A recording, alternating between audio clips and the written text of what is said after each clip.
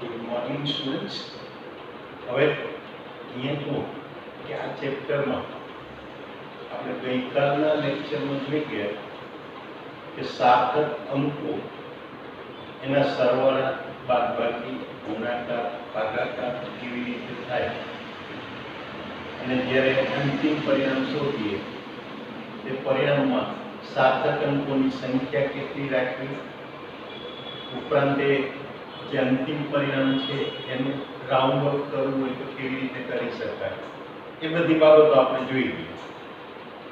જેમ કે સરવાળા કે બાદબાકી હોય તો અંતિમ પરિણામમાં સાર્થક અંક એ દશાંશ ચિહ્ન પછી કેટલા રાખવાના કે આપેલા અવલોકનોમાં જ્યાં દશાંશ ચિહ્ન પછી ઓછામાં ઓછા સાર્થક અંક હોય એટલા અંતિમ પરિણામમાં રાખવાના.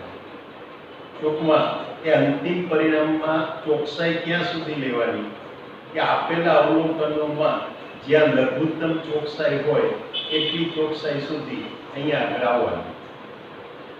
એમ ગુણાકાર કે ભાગાકાર હોય તો આપણે જોઈ શકીએ કે જે અંતિમ પરિણામ આવે એમાં સાર્થક અંકોની કુલ સંખ્યા એ આપેલા અવલોકનોમાંથી જે સંખ્યામાં લઘુત્તમ સાર્થક અંકો હોય એટલા રાખવાના. એ સિવાય આપણે જોયું કે જ્યારે કોઈ સાદી સંખ્યા વડે એટલે સંખ્યા દર્શાવતા અંક વડે આપણે જ્યારે ગુણાકાર કરતા હોય તો એમાં સાર્થક અંકોની સંખ્યા બદલાતી નથી. એ જ રીતે રાઉન્ડ ઓફ કરવું હોય, સન્નિકટ મૂલ્ય લાવવું હોય તો અહીંયા આગળ આપણે 3 નિયમો ખાસ યાદ રાખવાના કે તમારે જે અંક કેન્સલ કરવાનો છે એ 5 કરતા ઓછો હોય તો આગળના અંકમાં કંઈ ઉમેરવાનું નહીં, પણ જો એ અંક 5 કરતા વધુ હોય તો આગળના અંકમાં ઉમેરવાનું. ઉપરાંત જો એ કેન્સલ કરવાનો અંક એ પોતે 5 હોય તો આગળની અંક જે છે એ બેકી અંક હોય તો કંઈ ઉમેરવાનું નહીં, એકી હોય તો એક ઉમેરવાનું. એટલે ટૂંકમાં 5 ને કેન્સલ કરીએ ત્યારે એની આગળનો અંક બેકી સંખ્યા હોવો જોઈએ. આ આપણા કંઈક એપ્રોક્સિમેશનના નિયમો, આ સાર્થક અંક વિશેની આપણે વાત કરી. હવે એક નવો ટોપિક જોઈએ કે જેમાં એને આપણે કહીશું એના પરિમાણ અને પારિમાણિક સૂત્રો. એટલે ભૌતિક રાશિના પરિમાણ અને પારિમાણિક સૂત્રો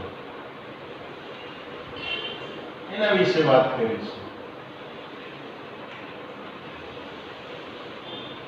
તો જોઈએ કે પરિમાણ કોને કહેવાય. ચલો હવે જુઓ કે અહીંયા આપણે ચેપ્ટરની શરૂઆતમાં મૂળભૂત ભૌતિક રાશિઓ જોઈ ગયા. કઈ કઈ મૂળભૂત ભૌતિક રાશિ હતી તો કે એક તો દળ, કે જ્યાં દળને અંગ્રેજીમાં માસ કહેવાય, એટલે એને હું m વડે દર્શાવું. પછી લંબાઈ અથવા અંતર, કે જેને અંગ્રેજીમાં લેન્થ કહેવાય,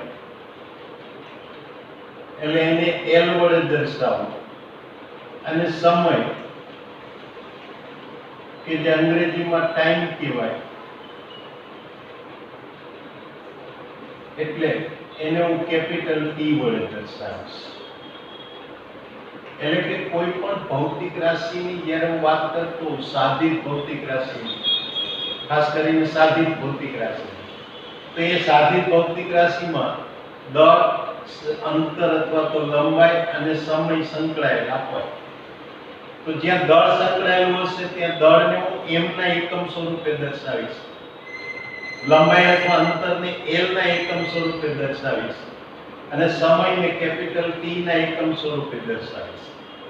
ચલો આ જો અહીંયા આગળ સંકેતો હું નક્કી કરું તો હવે હું સાધિત ભૌતિક રાશિ અને પેલી મૂળભૂત રાશિ બે વચ્ચેનો કંઈક સંબંધ મેળવી શકું.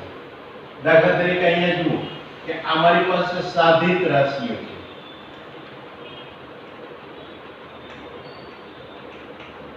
તે આ મૂળભૂત ભૌતિક રાશિ.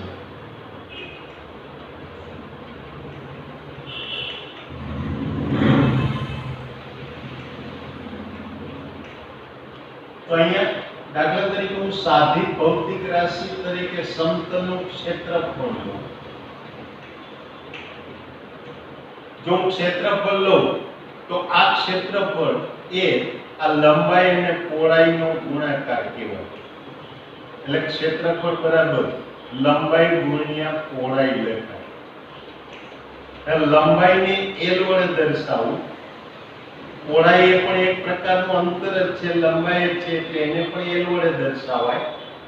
અને તો અહીંયા આ ક્ષેત્રફળ માટે L² લખી શકાય. એટલે L અને T ના સ્વરૂપમાં લો તો મારે ક્ષેત્રફળને L² લખવું પડે. અહીંયા ક્ષેત્રફળની અંદર દળ આવતું નથી અને જે કોઈ ભૌતિક રાશિ અંદર સંકળાયેલ ન હોય એ ભૌતિક રાશિનો આમાં ઘાતાંક મારે મૂકવાનો શૂન્ય. એટલે દળ નથી એટલે દળનો ઘાત શૂન્ય, સમય નથી એનો ઘાત શૂન્ય. એટલે કે ક્ષેત્રફળ બરાબર હું લખી શકું m0 L² T0. તો જ્યારે ક્ષેત્રફળ બરાબર m0 L² T0 લખું તો આ ક્ષેત્રફળને મેં એનું પારિમાણિક સૂત્ર આપ્યું કહેવાય. આ જ રીતે જો અહીંયા કદની વાત કરીએ તો કદ બરાબર શું થાય તો કે લંબાઈ, પહોળાઈ અને જાડાઈનો ગુણાકાર. ફરીથી લંબાઈ પણ L, પહોળાઈ પણ L, જાડાઈ પણ L અને માટે આ L³ થાય. તો આમાં દળ નથી એટલે m0, સમય નથી એટલે T0. એટલે કદ માટે આ રીતે લખી શકાય. એ જ પ્રમાણે ઘનતા લઉં તે દળ ભાગ્યા કદ. હવે જો દળ માટે મારે શું લખવાનું તો કે m1, કદ માટે શું લખાય તો કે m0 L³ T0 અને માટે આને સાદુરૂપ આપું, બીજગણિતના નિયમો પ્રમાણે સાદુરૂપ આપીએ તો આ m અહીંયા 0 છે, અંશમાં જાય તો 0 પ્લસ કે માઈનસ કોઈ ફેર ના પડે એટલે આને સાદુરૂપ આપતા r છે m1. આ L³ ને હું અંશમાં લઈ જઈશ એટલે ઘાત માઈનસ થશે એટલે L−3 અને T0. આનો અર્થ એ કે ઘનતા માટે હું પારિમાણિક સૂત્ર લખી શકું m1 L−3 T0. એટલે આ રીતે હું અહીંયા આગળ મૂળભૂત રાશિને m, L અને T ના સ્વરૂપમાં દર્શાવી અને મૂળભૂત રાશિ અને સાધિત રાશિ વચ્ચેનો સંબંધ આપું છું. ચાલો એ જ રીતે હું ઝડપ અથવા વેગ લઉં. એ શું છે કે ઝડપ એટલે અંતર ભાગ્યા સમય, પદાર્થે કાપેલું અંતર એને ભાગ્યા એના માટે લાગતો સમય. ચલો અંતરને L1 વડે દર્શાવું, સમયને T1 વડે દર્શાવું તો અહીંયા લખી શકાય કે દળ નથી એટલે m0 L1 T-1. એટલે આ ઝડપ અથવા વેગ માટે હું અહીંયા મૂળભૂત રાશિના સ્વરૂપમાં આ રીતે લખી શકું. એ જ પ્રમાણે જો મારી પાસે પ્રવેગ હોય તો પ્રવેગ એટલે વેગના ફેરફારનો દર, એટલે કે વેગનો ફેરફાર છેદમાં એના માટે લાગતો સમય. વેગનો ફેરફાર લઉં તો એ વેગના ફેરફારના પરિમાણ એટલે વેગના જ પરિમાણ આવે. એટલે જ્યારે વેગના ફેરફાર એટલે કોઈ પણ ભૌતિક રાશિના ફેરફારના મારે પરિમાણ જોઈતા હોય તો એ ભૌતિક રાશિના જ પરિમાણ આવે. એટલે અહીંયા વેગના ફેરફારના પરિમાણ લઉં તો m0 L1 T-1 પર છેદમાં સમય છે એટલે T1. એટલે કે આને લખી શકાય m0 L1 T-2. એટલે આ પ્રવેગ માટે લખાય. એ રીતે બળનો વિચાર કરું તો બળ બરાબર હું શું લખી શકું? દળ ગુણ્યા પ્રવેગ. ચલો દળ એટલે m1, પ્રવેગ એટલે m0 L1 T-2 અને માટે દળ માટે હું m T ના સ્વરૂપમાં શું લખી શકું? m1 L1 T-2. તો આ રીતે આ સાધિત ભૌતિક રાશિ અને મૂળભૂત ભૌતિક રાશિ એ બે વચ્ચેના સંબંધો આપણે મેળવી શકીએ. હવે આ સાધિત રાશિ અને મૂળભૂત રાશિ બે વચ્ચેના સંબંધો એ આપણે જ્યારે m l અને t ના સ્વરૂપમાં મેળવીએ છીએ તો એ સંબંધો દર્શાવતું સૂત્ર એટલે પારિમાણિક સૂત્ર કહેવાય. પણ અહીંયા આ સાધિત ભૌતિક રાશિ અને મૂળભૂત ભૌતિક રાશિઓ વચ્ચેનો સંબંધ દર્શાવતા સૂત્રમાં આ મૂળભૂત રાશિનો જે ઘાતાંક છે એ ઘાતાંકને તે સાધિત રાશિમાં તેનું પરિમાણ કહેવાય.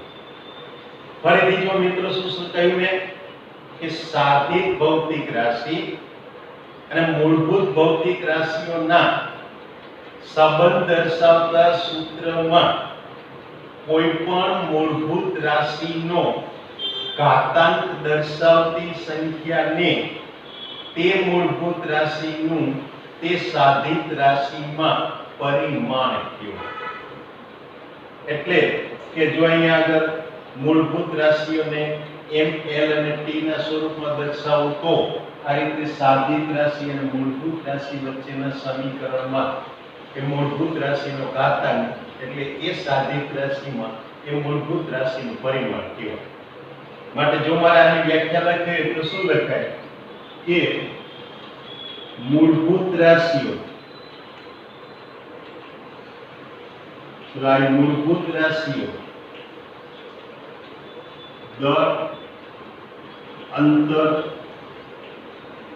અને સમય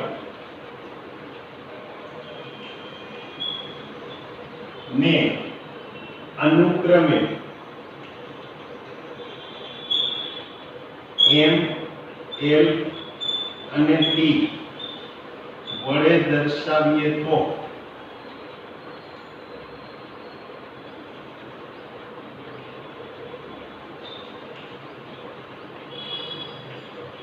તો સાધિત ભૌતિક રાશિ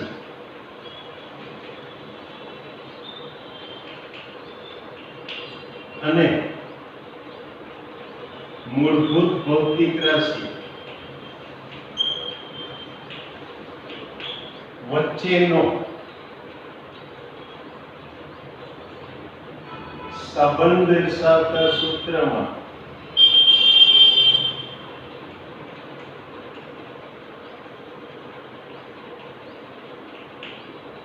કોઈ પણ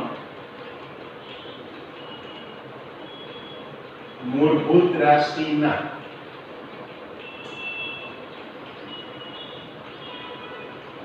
ઘાતાંકને તે મૂળભૂત રાશિનું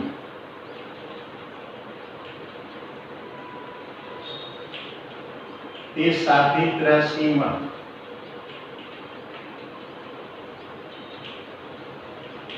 પરિમાણ કહેવાય.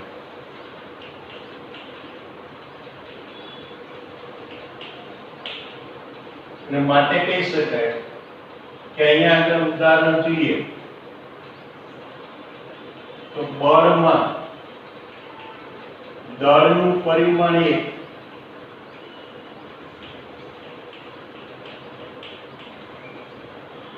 લંબાઈનું પરિમાણ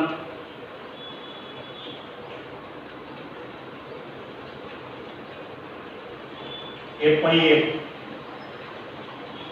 સમયના પરિમાણ એ અહીંયા આગળ 2 કહેવાય. તો માઈનસ નિશાની દર્શાવે કે એ ભૌતિક રાશિ છેદમાં છે એટલે મારે લખવું હોય તેમ લખાય -2 છે.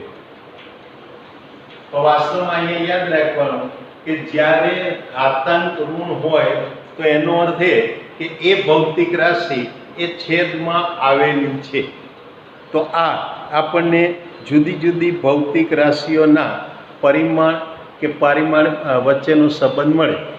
હવે તો આ સાધિત રાશિ અને મૂળભૂત રાશિ વચ્ચેના સંબંધ ઉપરથી એના પરિમાણ શોધી શકીએ. બીજી વસ્તુ કે અહીંયા સાધિત ભૌતિક રાશિ અને મૂળભૂત રાશિઓના વચ્ચેનો સંબંધ m l અને t ના સ્વરૂપમાં દર્શાવવું તો એ જે સૂત્ર મળે એ સૂત્રને એ સાધિત રાશિનું પારિમાણિક સૂત્ર કહેવાય.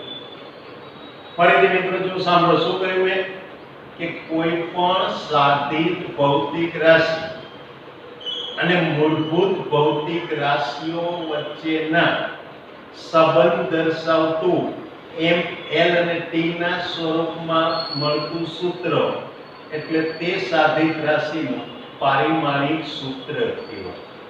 એટલે આ આપણને મળે પારિમાણિક સૂત્ર. એટલે પારિમાણિક સૂત્ર એટલે શું કહી શકાય પારિમાણિક સૂત્ર માટે કે કોઈ પણ સાધિત ભૌતિક રાશિ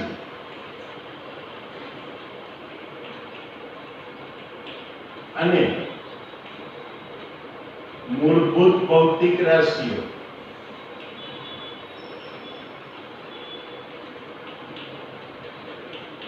એની વચ્ચેનો સંબંધ દર્શાવતું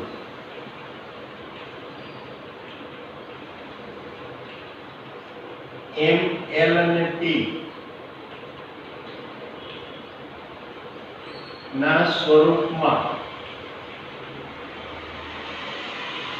જે સૂત્ર મળે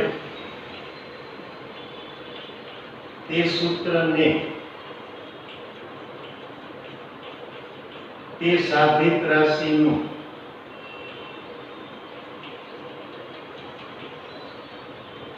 પારિમાણિક સૂત્ર કહેવાય.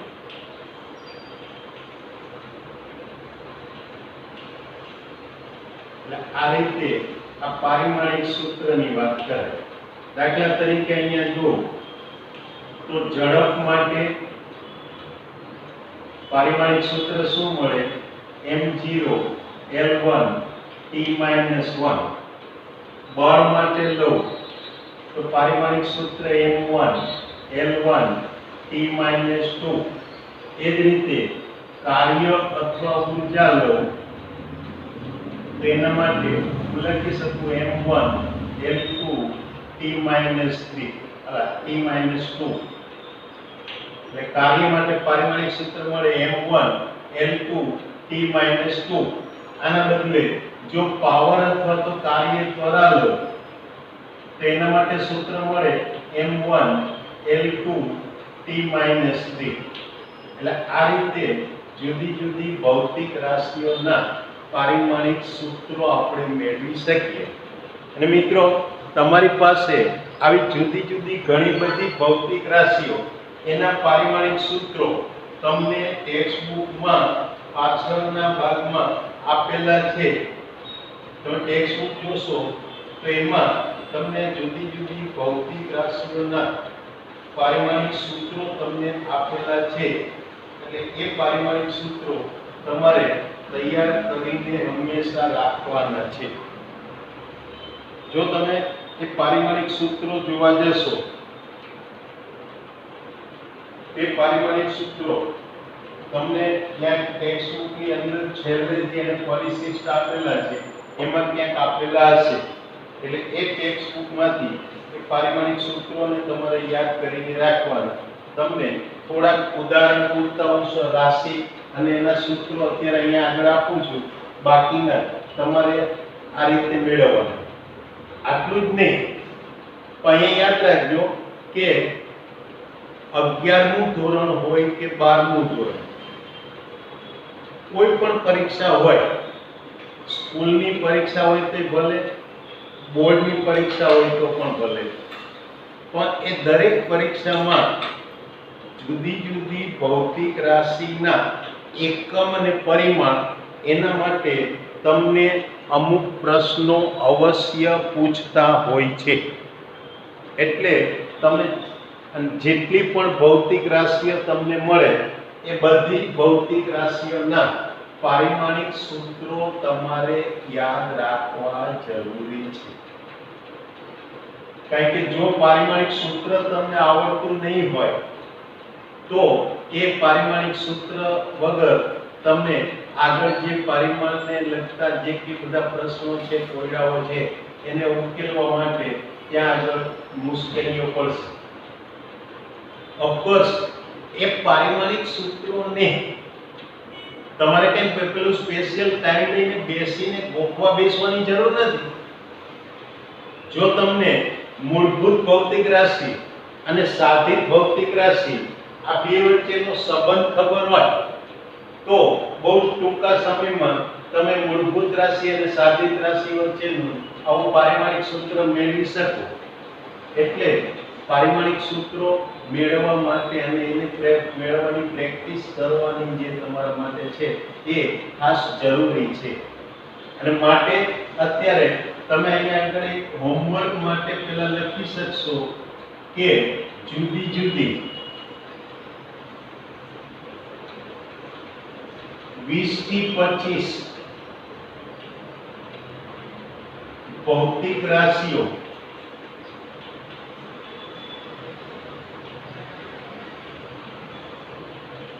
ના એકમ અને પારિમાણિક સૂત્રો તૈયાર કરવા.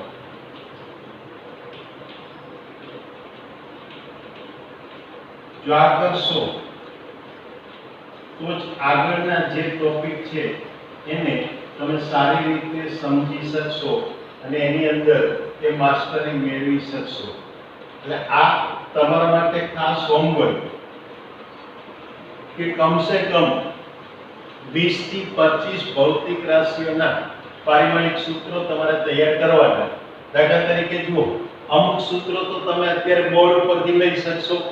જેમ કે ક્ષેત્રફળ હોય તો અહીંયા આગળ m0 l2 t0, કદ હોય m0 l3 t0. હવે જ્યારે તમારે એકમ જોઈએ છે તો ક્ષેત્રફળનો એકમ તમને ખબર છે મીટર સ્ક્વેર, કદનો એકમ તો કે મીટર ક્યુબ. એમ ઘનતા લઈએ તો ઘનતા માટે પારિમાણિક સૂત્ર m1 l-3 t0, એનો જો તમે એકમ લો તો કિલોગ્રામ પ્રતિ મીટર ક્યુબ. એમ ઝડપ અથવા વેગ લો તો એનું પારિમાણિક સૂત્ર એટલે m0 l1 t-1. એ રીતે તમને પ્રવેગ માટે પારિમાણિક સૂત્ર આપ્યું m0 l1 t-2. હવે જો ઝડપનો એકમ લો તો મીટર પ્રતિ સેકન્ડ, એમ પ્રવેગનો એકમ લો તો મીટર પ્રતિ સેકન્ડ સ્ક્વેર. એટલે આ પ્રવેગની વાત થઈ. એ જ રીતે બળ માટે લઈએ તો બળ માટે કહી શકાય કે એનું પારિમાણિક સૂત્ર એટલે m1 l2 t-2. તો એની બળ માટે પારિમાણિક સૂત્ર લઈએ તો m1 l1 t-2 અને બળનો એકમ લો તો આમ સીધો એકમ કહી શકાય કિલોગ્રામ મીટર પ્રતિ સેકન્ડ સ્ક્વેર, કે જેને ન્યૂટન કહેવાય. વૈજ્ઞાનિક ન્યૂટનના માનમાં એ એકમને આપણે ન્યૂટન કહીએ. એ જ રીતે તમે બીજી પર રાશિઓમાં જુઓ તો કાર્ય અથવા તો ઊર્જા. જે કાર્યનો એકમ છે એ દરેક પ્રકારની ઊર્જાનો એકમ છે. કારણ કે કાર્ય એટલે ઊર્જાનો ફેરફાર. કાર્ય એટલે શું છે? કોઈ પણ પ્રક્રિયા દરમિયાન ઊર્જામાં થતો ફેરફાર એને કાર્ય કહીશું. એટલે કાર્યનું એકમ અને ઊર્જાનું એકમ બંને સરખા આવે, એના પરિમાણ સરખા આવે. એટલે એ કાર્ય માટે લઈએ તો પારિમાણિક સૂત્ર m1 l2 t-2. તો એનો એકમ લઉં તો કાર્યનું એકમ એટલે મને શું મળે? કિલોગ્રામ મીટર સ્ક્વેર પ્રતિ સેકન્ડ સ્ક્વેર, કે જેને આપણે વૈજ્ઞાનિક જૂલના માનમાં નામ આપ્યું જૂલ. એ જ પ્રમાણે કાર્ય ત્વરા અથવા તો પાવર, એટલે એના માટે આપણે પારિમાણિક સૂત્ર મળે m1 l2 t-3. તો આના માટે જો તમે એકમ લેવા જાઓ તો કાર્ય ભાગ્યા સમય એટલે જૂલ પ્રતિ સેકન્ડ, અને જૂલ પ્રતિ સેકન્ડને વૈજ્ઞાનિક જેમ્સ વોટના માનમાં નામ અપાય વોટ. એટલે આ કાર્ય ત્વરાનો એકમ. એ જ રીતે જો અહીંયા હું રેખીય વેગમાન લઉં તો રેખીય વેગમાન એટલે કે પદાર્થનું દળ ગુણ્યા એનો રેખીય વેગ, આ બેનો ગુણાકાર એટલે રેખીય વેગમાન કહેવાય. અને માટે રેખીય વેગમાન p બરાબર m * v. અને માટે રેખીય વેગમાનના પરિમાણ લેવા જાઓ તો દળનું પરિમાણ m1 વેગનું પરિમાણ એટલે ml1 t-1. ચલો આ જ રીતે બીજું એક રાશિ છે બળનો આઘાત. બળનો આઘાત એટલે બળ ગુણ્યા તે બળ લાગવા માટેનો સમય, અને માટે એનું જો પારિમાણિક સૂત્ર લેવા જાઓ તેના પરિમાણ લઈશ તો એ પરિમાણમાં મને મળશે બળ માટે એક m1 l1 t-2 એને ગુણ્યા સમય t1 એટલે કે m1 l1 t-1. તો મિત્રો અહીંયા જો આ બે ઉદાહરણ જુઓ, રેખીય વેગમાન અને બળનો આઘાત બંને ભૌતિક રાશિઓ જુદી જુદી છે, તો બંનેના પારિમાણિક સૂત્રો જુઓ તો એક સરખા છે. અને આવા તો તમને ભૌતિક શાસ્ત્રમાં ઘણા બધા ઉદાહરણો મળશે કે જેમાં એકમ અને પરિમાણ સમાન હોય પણ ભૌતિક રાશિઓ જુદી જુદી હોય. એમ અહીંયા આગળ બળ યુગ્મની ચાક માત્રા એટલે કે ટોર્ક, અને એ થાય બળ ગુણ્યા એ બે બળ વચ્ચેનું લંબ અંતર. ચલો બળ માટે પારિમાણિક સૂત્ર લો તો m1 l1 t-2, અંતર માટે લો તો m0 l1 t0, અને માટે બળ યુગ્મની ચાક માત્રા અથવા ટોર્કનું પારિમાણિક સૂત્ર મળે m1 l2 t-2. એટલે આ બળ યુગ્મની ચાક માત્રાનું એ પારિમાણિક સૂત્ર મળે. તો આવી જુદી જુદી ભૌતિક રાશિઓ ટેક્સ્ટબુકમાંથી તમારે શોધી એના સાધિત રાશિ અને મૂળભૂત રાશિ વચ્ચેના સંબંધો લઈ અને એ સંબંધો પરથી આવા પારિમાણિક સૂત્રો તમે મેળવી શકો. ઇવન અહીંયા તમે જુઓ તો બળ યુગ્મની ચાક માત્રા એટલે કે ટોર્ક, ટોર્કના પરિમાણ જુઓ તો એ પણ કેવા છે, કાર્યના પરિમાણ જેવા. એટલે આવી એક કરતા વધારે ભૌતિક રાશિઓ મળશે કે જે ભૌતિક રાશિ જુદી છે પણ એના પારિમાણિક સૂત્રો સમાન છે, એકમો સમાન છે. તો આજના આપણા આ લેક્ચરમાં આપણે જોયું કે પરિમાણિક સૂત્ર કોને કહેવાય, પરિમાણ કોને કહેવાય. ચાલો ઝડપથી જોઈ લઈએ કે પરિમાણ એટલે શું કહ્યું કે મૂળભૂત રાશિઓ દળ, અંતર અને સમય એને અનુક્રમે m, l અને t વડે દર્શાવો. તો સાધિત ભૌતિક રાશિ અને મૂળભૂત ભૌતિક રાશિ વચ્ચેનો સંબંધ દર્શાવતા સૂત્રમાં કોઈ પણ મૂળભૂત રાશિના ઘાતાંકને તે મૂળભૂત રાશિનું તે સાધિત રાશિમાં પરિમાણ કહેવાય. જેમ કે અહીંયા આપણે કહી શકીએ કે મારી પાસે અહીંયા કાર્ય હોય તો કાર્ય માટે દળનો ઘાતાંક 1 એટલે દળનું પરિમાણ 1, લંબાઈ અથવા અંતરના ઘાત 2 એટલે કે એનું પરિમાણ 2, સમય તો કે -2. એટલે આ પરિમાણ થયા. અને પારિમાણિક સૂત્ર એટલે શું થયું કે સાધિત ભૌતિક રાશિ અને મૂળભૂત ભૌતિક રાશિઓ વચ્ચેનો સંબંધ m, l અને t ના સ્વરૂપમાં દર્શાવતા સૂત્રને આપણે એ સાધિત રાશિનું પારિમાણિક સૂત્ર કહેવાય. એ પારિમાણિક સૂત્ર માટે આવી જુદી જુદી અમુક ભૌતિક રાશિઓના પારિમાણિક સૂત્રો શું હોય, કેવી રીતે મેળવી શકાય એ વિશેની મેં તમને વાત કરી.